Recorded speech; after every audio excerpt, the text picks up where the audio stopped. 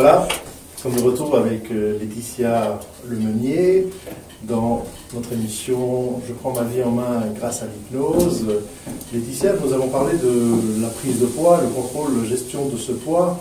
Et j'avais une question, comment est-ce qu'on peut répondre à la demande du corps? Finalement, on a aussi faim, on rentre fatigué du travail, on a peut-être un peu grignoté, peut-être pas très bien mangé entre le petit déjeuner et midi, on rentre le soir chez soi, on a très faim et on va peut-être trop manger le soir ou se gaver. Et donc, est-ce que c'est une demande légitime du corps ou c'est plutôt psychologique et ça nous ferait grossir à ce moment-là? Qu'en pensez-vous?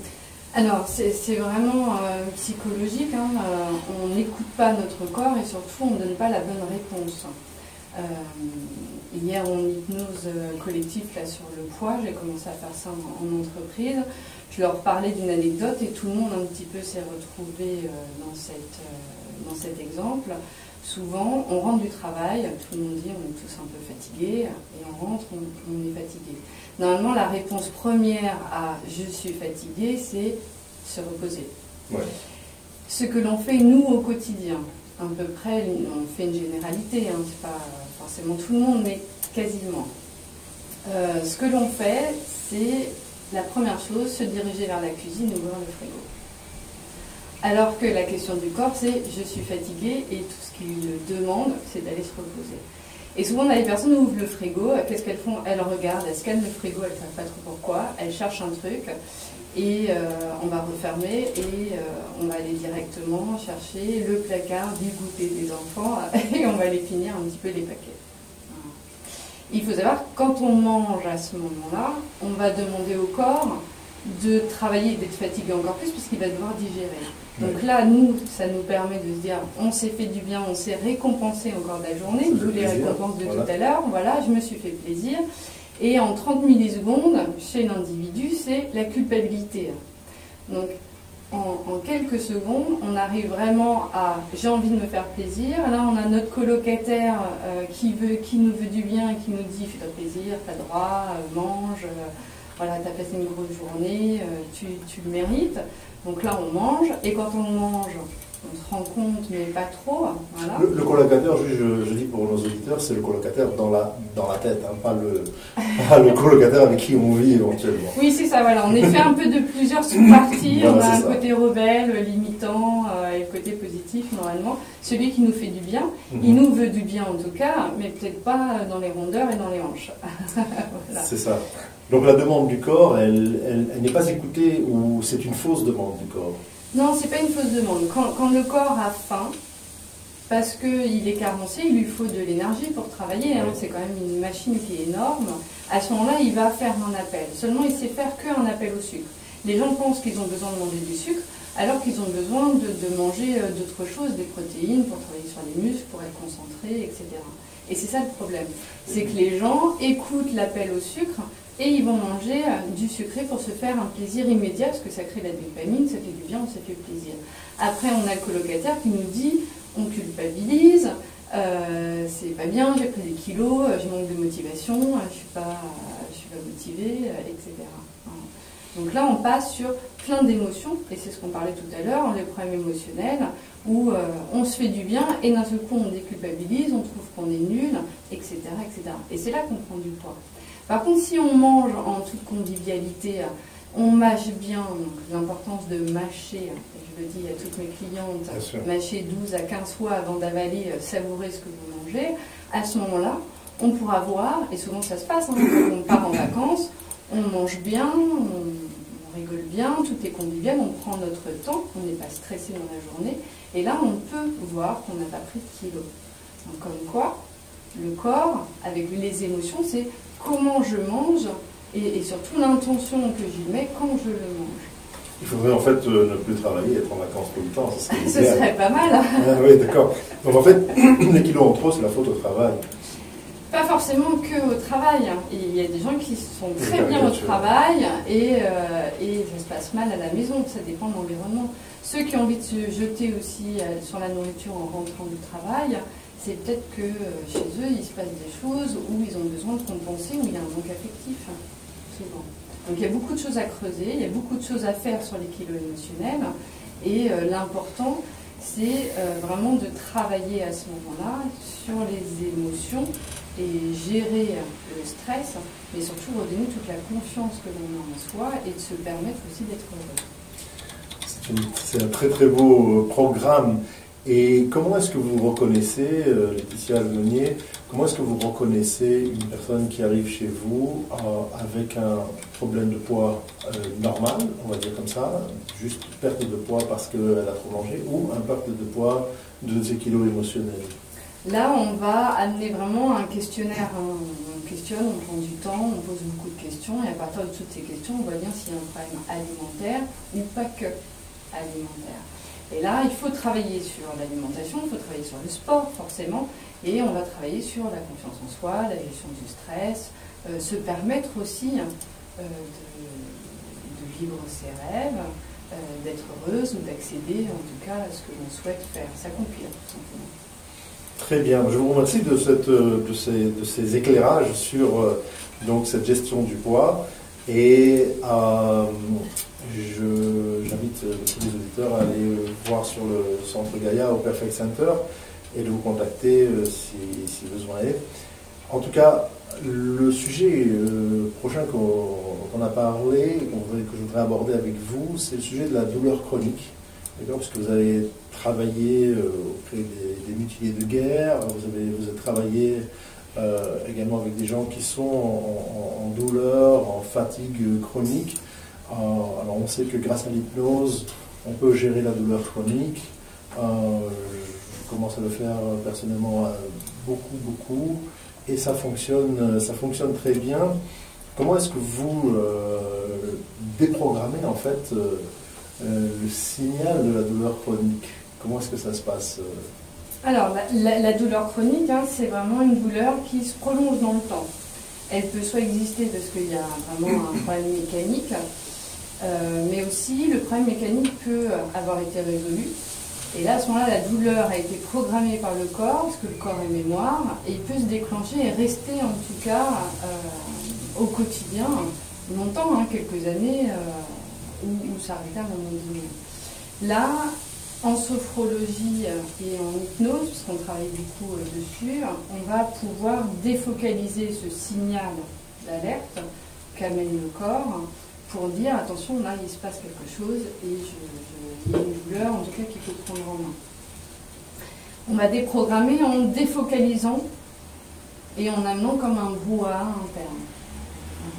À quoi? Un brouhaha interne. Un brouhaha interne, alors expliquez-nous. Alors, il faut savoir que si je suis là en train de parler aujourd'hui, on ne va pas forcément être focalisé sur les bruits extérieurs, le vent qu'il y a, les voitures qui passent extérieurement.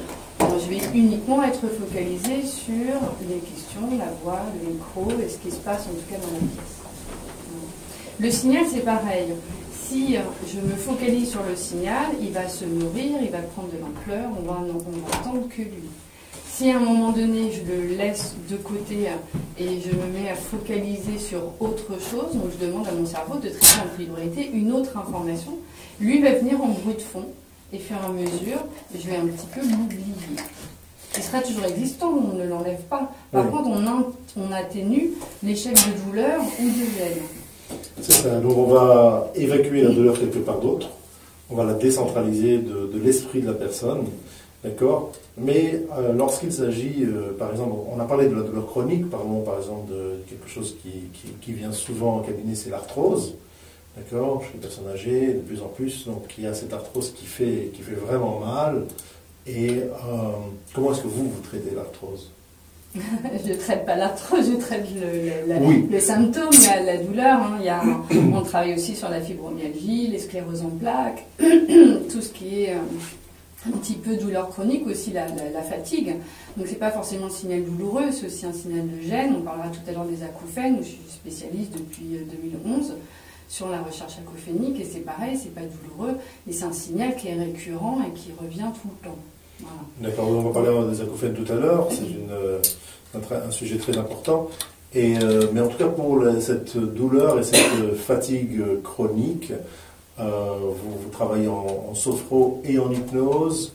Oui, j'ai travaillé en sophro et en hypnose. En sophrologie, on a vraiment des protocoles qui ont été mis en place.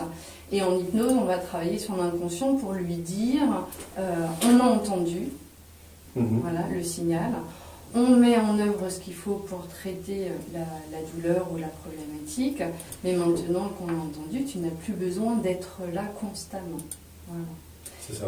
Et ça, on travaille sur l'inconscient. Forcément, nous, consciemment, on ne sait pas que ça se passe comme ça. Mais là, avec l'hypnose, on va vraiment travailler sur l'inconscient en le remerciant du signal qu'il nous donne, tout doucement, et en lui disant, maintenant qu'on a bien compris, tu peux atténuer ce signal au fur et à mesure, en tout cas le diminuer sur une échelle de douleur, et on va pouvoir, nous, mettre en place d'autres choses.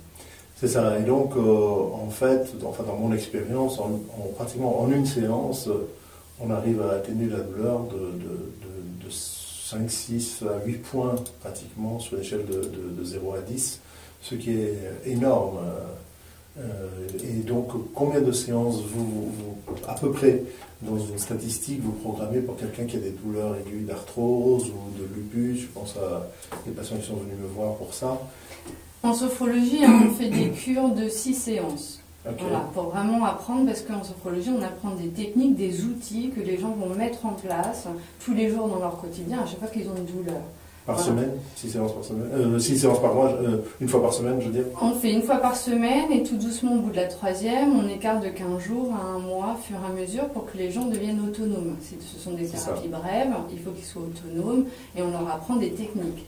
Là, c'est vraiment des techniques de respiration, et après de défocalisation mentale. Directement.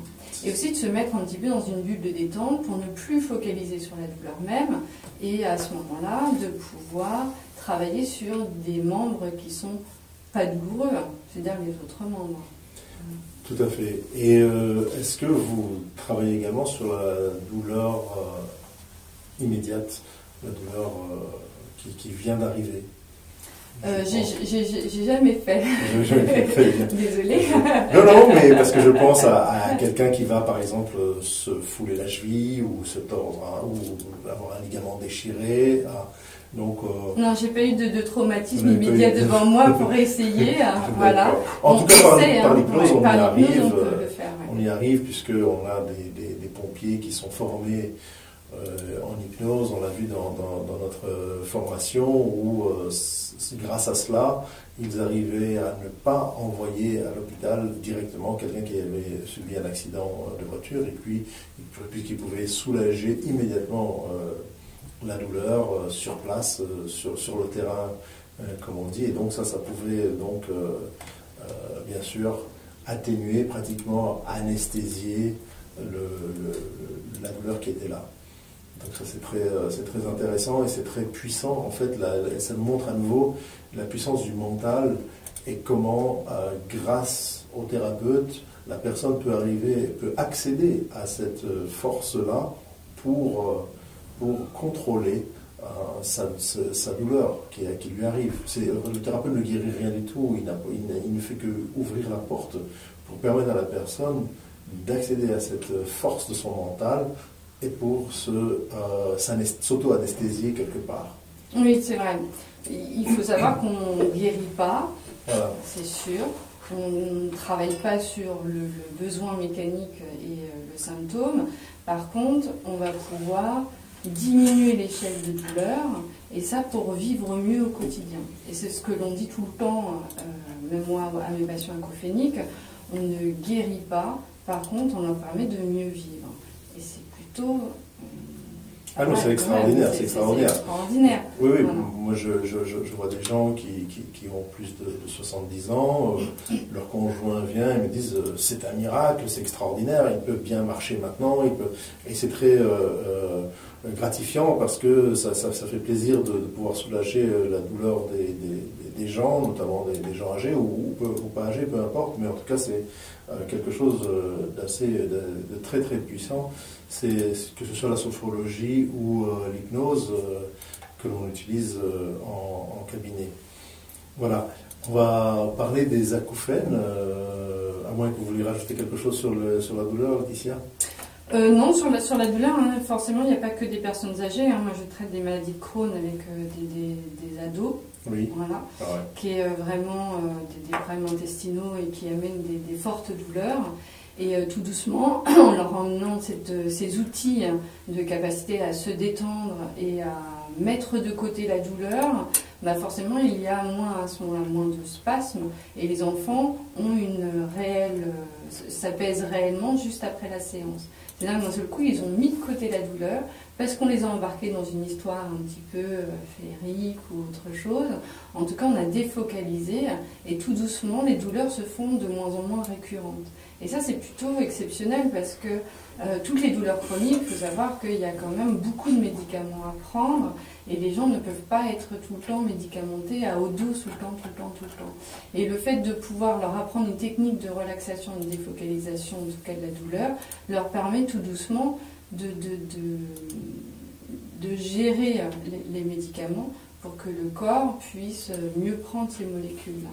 Voilà, c'est encore un autre avantage Oui. de l'hypnose et de ces techniques-là qui permettent d'éviter de s'empoisonner finalement avec des produits chimiques à l'intérieur. Oui, voilà, c'est pas forcément s'empoisonner. Hein. Il y a des traitements, on a besoin d'avoir ces traitements, mais tout ce qui est antidouleur, anti-inflammatoire, à un moment donné, il y a une accoutumance qui se fait et les gens, à force de les prendre tout le temps, ils font plus rien sur le corps. C'est ça, ils ne réfléchissent même plus, ils prennent... Ils prennent, et ils voilà. se disent, bah, il n'y a plus d'effet et j'ai toujours mal. Voilà. Vous traitez aussi les migraines, les maux de tête? Oui. Alors, tout ce qui est céphalée, parce qu'avec les patients acouphéniques, forcément, comme c'est un bruit qu'on a dans l'oreille constamment, ça amène des céphalées au quotidien. c'est très intéressant, on va en parler après notre pause musicale. Merci beaucoup, Laetitia Levenier.